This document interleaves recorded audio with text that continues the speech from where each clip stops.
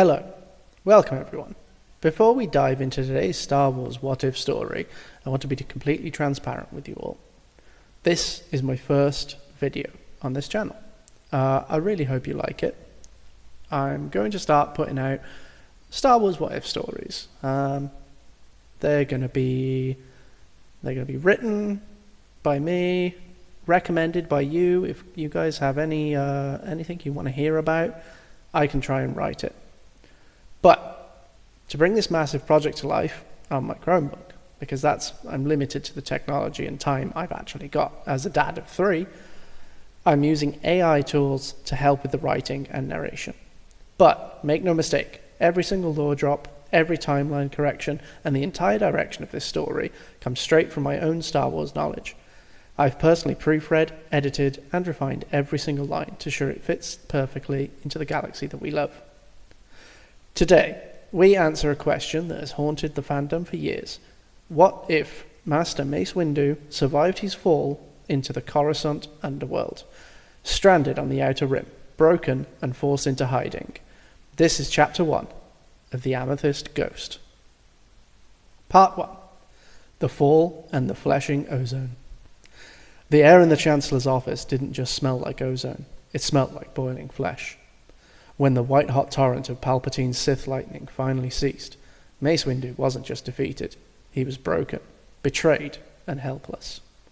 The raw, malicious energy had boiled the fluid in his joints, melted the top layers of his skin, and left his nervous system misfiring in violent, agonizing spasms. His right arm ended in a charred, smoking raggedness where his hand had just been severed. Then came the push. The kinetic blast threw him backwards, shattering the reinforced transparasteel window, and he hurled him into the Coruscant sky. The descent was an exercise in pure survival. Any lesser Jedi would have blacked out from the sheer trauma of the lightning, but Mace's mind was an unyielding fortress. As the freezing upper atmosphere winds whipped past his face, he forced his trembling left hand forward, drawing upon every remaining ounce of his connection to the living force. Surviving a fall from the Senate district required an immense, almost fatal expenditure of energy. Mace couldn't fly.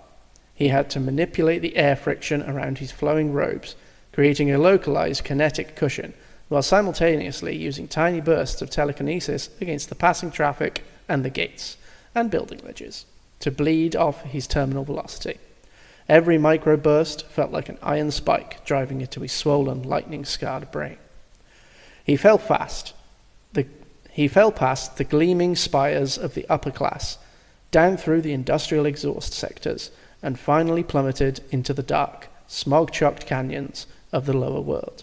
With a sickening crunch that broke 3 of his ribs and fractured his left clavicle, Mace crashed through the rusted canopy of an automated garbage collection barge navigating level 5127, the deep toxic underbelly of the Usco district.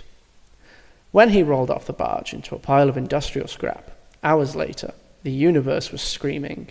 Through the cosmic force, the sudden, simultaneous deaths of thousands of Jedi hit his mind like a physical blow. Order 66 had begun. Yoda felt it as a tremor.